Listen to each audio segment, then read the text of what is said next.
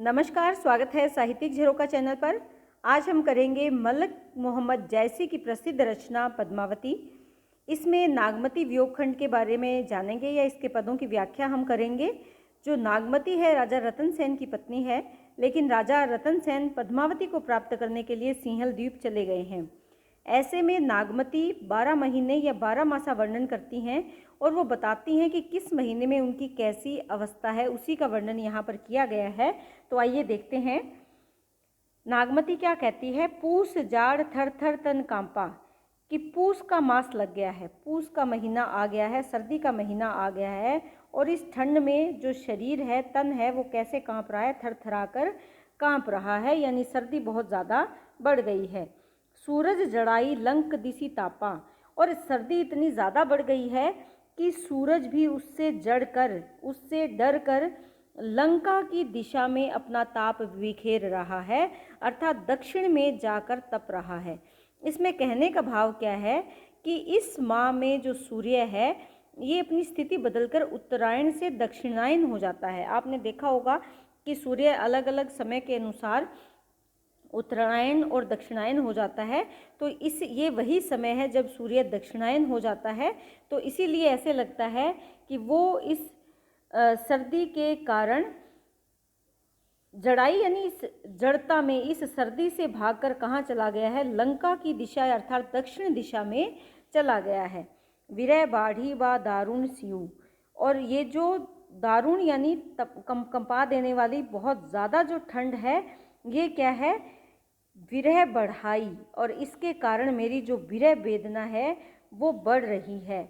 और इसी विरह वेदना के कारण ये जो सिय है, सियु यानी जो सर्दी है, शीत है, ये ऐसे लगता है कि बहुत ही कठोर हो गई है, अर्थात मेरे साथ कठोरता का व्यवहार कर रही है, क्योंकि इसके कारण मेरी विरह वेदना बढ़ रही है। कंपी कंपी मरो लेही हरि जीव, कि मैं कांप कांप कर मर जाऊंगी, मर रही हूँ या मर जाऊंगी, क्योंकि मेरे जो प्राण हैं, जीव, वो मेरे प्राणों को हर कर ले जा रहे हैं। कौन? बहुत ज़्यादा सर्दी है और ठंड के कारण ऐसे लगता है कि विरह और ठंड दोनों ही मेरे प्राणों को ले लेंगे। मेरे प्राण इस ठंड के कारण और विरह के कारण निकल जाएंगे और मैं मर जाऊंगी। कंत कहो लो लांगो हियरो, पंथ अपार सूझ नहीं नियरो। क्यों कहना चाहती हैं कि मेरे जो कंत हैं, कंत अर्थात प्रियतम, कहूँ हो कि कहाँ पर हैं, जो उन्हें लागो हीरे, लागो हीरे से मतलब क्या है कि उन्हें मेरे हृदय से मैं लगा पाऊँ। लागो यानी लगाऊं, किससे? हीरे, हृदय से, कि मेरे प्रियतम कहाँ पर हैं जो मैं उन्हें अपने हृदय से लगा पाऊँ। पंथ अपार, अपार जिसको पार ना पाया जा सके, ऐसा पंथ है, ऐसा रास्ता है, ऐसा मार्ग है। सूझ नहीं नियरे, नियरे यानी समीप, और वो मुझे मेरे समीप पहुंचते हुए दिखाई नहीं दे रहे हैं, क्योंकि उनका जो मार्ग है वो बहुत दूर है। उनके पास जाने का कोई भी उपाय मुझे सुझाई नहीं दे रहा है। सोर सुपेती आवे जूड़ी, सोर सुपेती अर्थात जो रजाई और बिछोने हैं या जो सर्दियों के गर्म बिस्तर हैं, उनमें भी क्या है, आवे आती है, जुड़ी यानी शरीर जकड़ने लगता है, अर्थात इतनी ज़्यादा सर्दी बढ़ जाती है कि सर्दी के गर्म बिस्तर भी ठंडक देते हुए प्रतीत होते हैं। जानू सेज हिमाचल बूढ़ी, और मेरे जो ओढ़ने वाले वस्त्र हैं या ओढ़ने वाले बिस्तर हैं वो ऐसे जान पड़ते हैं जैसे जो सेज है, मेरी जो शैया है, वो हिमाचल के या हिम अंचल के में डूब गई है। हिम अंचल कौन सा है? बूढ़ी यानी डूबना। हिम का अंचल बर्फ के आंचल में डूब गई है, अर्थात बर्फीली हो गई है। चकई निसी बिछड़े दिन मिला, यहाँ पर वो चकई को ज़्यादा सौभाग्यशाली मानती हैं नागमती। वो क्या कहती हैं कि जो चकवा और चकवई हैं वो निसी बिछुड़े, रात को बिछड़ जाते हैं, लेकिन दिन मिला, लेकिन दिन में तो मिल जाते हैं। हो निसी बासर विरह कोकिला, लेकिन मैं रात और दिन विरह में व्याकुल उसी प्रकार तड़पती हूँ जैसे एक कोकिला व्याकुल होकर पुकारती है, अपने प्रियतम को बुलाती है। रहनी अकेली साथ नहीं सखी, कि मैं अकेली ही रहती हूँ, चाहे मेरे दिन है चाहे मेरी रात्रि है, रैनी अकेली, साथ नहीं है सखी, कोई भी सखी मेरे साथ भी नहीं होती।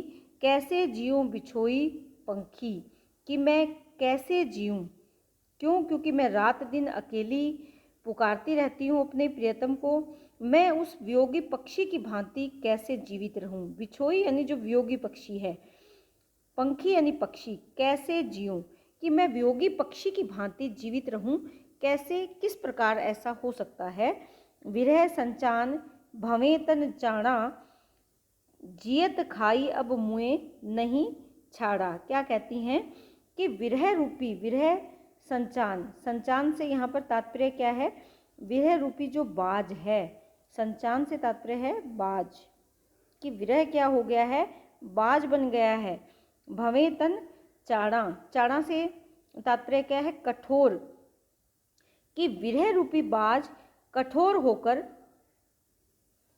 जियत खाई, निरंतर मेरे जिए को खा रहा है। अब मुझे नहीं छाड़ा, और ऐसे लगता है कि अब ये मेरे शरीर को भी नष्ट कर देगा। मुझे नहीं यानी मुझे नहीं छोड़ेगा, कि ये ऐसे लगता है कि अब ये मुझे भी नहीं छोड़ेगा, कि जब मैं जीवित अवस्था में हूँ तो ये मेरे मन को खा रहा है, और अगर मैं मर जाऊँगी तो ये मेरे शरीर को भी चबा जाएगा, खा जाएगा, नहीं छोड़ेगा। और कौन खा जाएगा?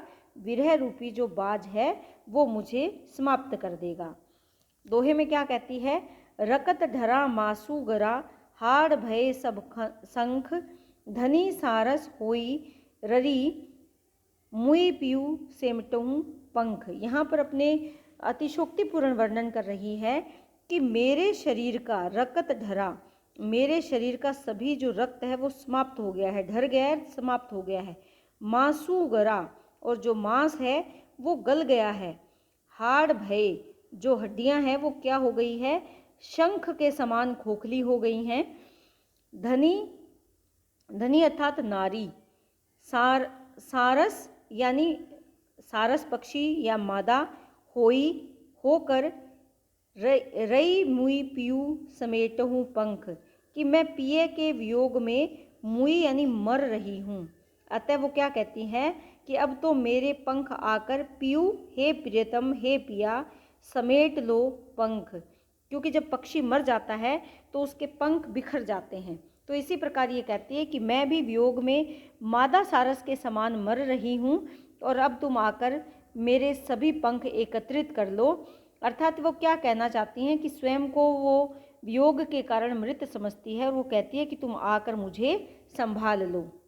यहाँ पर अगर विशेष की बात करें तो पूस मास की व्यापकता का वर्णन किया गया है कि पूस के महीने में किस प्रकार विरह की असहनीय पीड़ा को नागमती सहन कर रही है, उसके बारे में बताया है। प्रकृति का उद्दीपन रूप में यहाँ पर चित्रण है। यहाँ पर कई पक्षियों के नाम आए हैं, जैसे चकई का नाम आया है, इसके साथ चकई के साथ साथ कोकिला का नाम आया है, संचान का नाम आया है, तो ये, या फिर इसके साथ साथ सारंस का नाम आया है।